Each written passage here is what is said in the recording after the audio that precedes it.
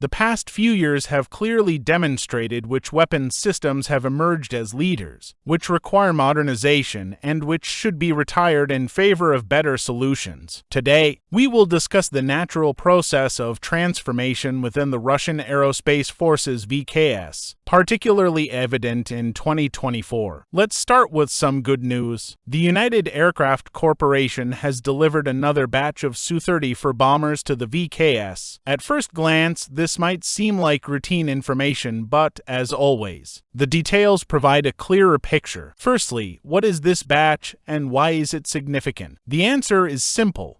It is the third batch in 3 consecutive months. In other words, the VKS has been receiving several new Su-34 bombers every month, indicating a clear intensification of production. The necessity of these aircraft amid ongoing operations, and even more so, in preparation for potential conflicts with Europe, is self-evident. This machine is crucial, without exaggeration. Secondly, how large is this batch? Unfortunately, the specifics of the contract are not disclosed to the public, but it is estimated that each batch consists of 2, possibly 3, aircraft. On one hand, this is a modest number what are to machines for a 1,000-kilometer front. But on the other hand, the VKS has received about 10 bombers in recent months, which is much more promising. Furthermore, the UAC has announced that this is not the last batch. Another delivery is expected by the new year, which will be the 6th and largest, aiming to bring the total number of ducklings to 15 units, according to some sources. While these are not record-breaking production rates, they also indicate more than just token effort. Sustained production could yield 150 aircraft over 10 years, which, combined with modernizations and existing fleet retention, could form a fleet of 300 Su-34s. This would be more than enough to confidently counter any adversary in a localized conflict. Starting with Su-34 production is no coincidence. It highlights the decline in production rates for other VKS aircraft. When was the last time we heard about batches of Su-30SMS? Precisely, they're nearly absent except for modernization efforts to unify them with the Su-35s. Even the Su-35s has begun ceding its leadership role to the Su-57, with production dropping to just a couple of units per year, in stark contrast to the dozen Su-57s being produced annually.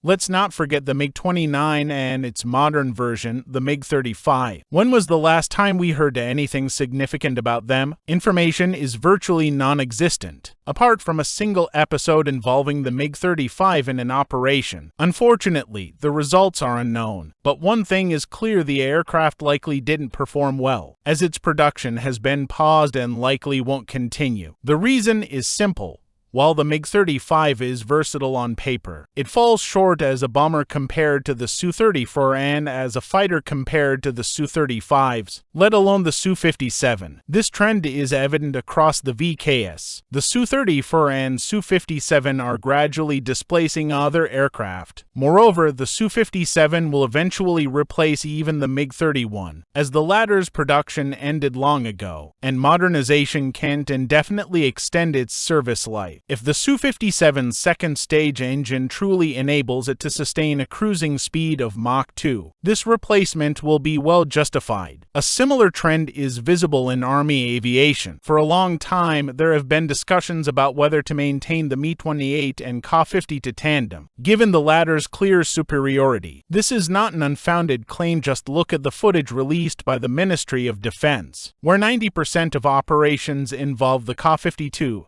especially the Ka-50 meters. The latter even boasts an AESA radar, while the Mi-28 surpasses it only in armor. The overall survivability remains high. What's the conclusion? It's clear that having a wide variety of aircraft is not a strength but a significant drawback, as it ultimately reduces the total number of combat units in the VKS. Ideally, by the 2030s, efforts should focus on the most active platforms: Su-34, Su-57, and Ka-50 meters. What about the MiGs, Su-30SMS, and others? The solution is straightforward: reserve the MiG fleet. They're already rarely used, so few would notice a difference. They could also be sold to allies like Syria, whose air force is poorly prepared for serious opposition. As for the Su-30, its situation is simpler. It will be upgraded to the Su-30 to standard, with the main feature being unification with the Su-35s, which remains a strong aircraft.